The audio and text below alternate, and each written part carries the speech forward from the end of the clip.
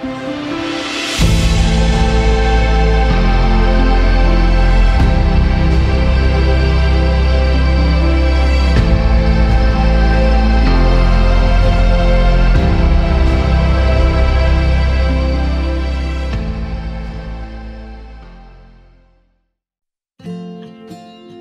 17:10 says, "The brethren immediately sent Paul and Silas away by night to Berea, and when they arrived, they went into the synagogue of the Jews.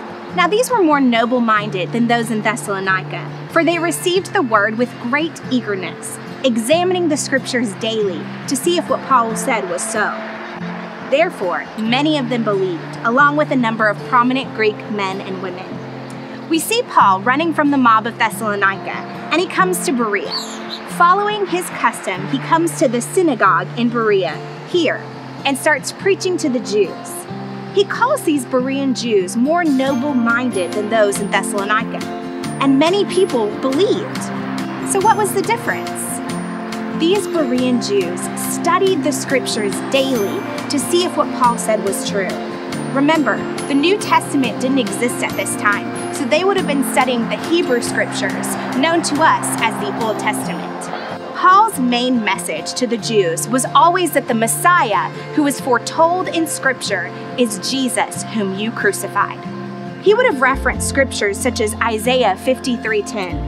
Yet it was the Lord's will to crush him and cause him to suffer. And though the Lord makes his life an offering for sin, he will see his offspring and prolong his days. After he has suffered, he will see the light of life and be satisfied. By his knowledge, my righteous servant will justify many, and he will bear their iniquities. Therefore, I will give him a portion among the great, and he will divide the spoils with the strong, because he poured out his life unto death and was numbered with the transgressors. For he bore the sin of many and made intercession for the transgressors. The first question the book asks in chapter 1 is, why is it important to study the Bible? The answer, I believe, is exemplified in the Bereans. The difference between every other synagogue Paul went to and the Jews in Berea is they looked through the scriptures for themselves and found what Paul said to be true. Without studying the Bible, we can easily be swayed by other teachings that are contrary to the message of Christ. Paul says it like this: "Then we will no longer be infants tossed about by the waves and carried around by every wind of teaching and by the clever cunning of men in their deceitful scheming. Instead, speaking the truth in love, we will in all things grow up into Christ himself, who is the head." Ephesians 4:14. This reminds me of the parable of the sower. This parable that Jesus teaches in Matthew 13 describes a farmer sowing a seed, and that seed falling on 4 different types of soil: the path, the rocky shallow soil, the soil full of weeds, and of course, the good soil. What's interesting about this parable is Jesus never talks about the seed.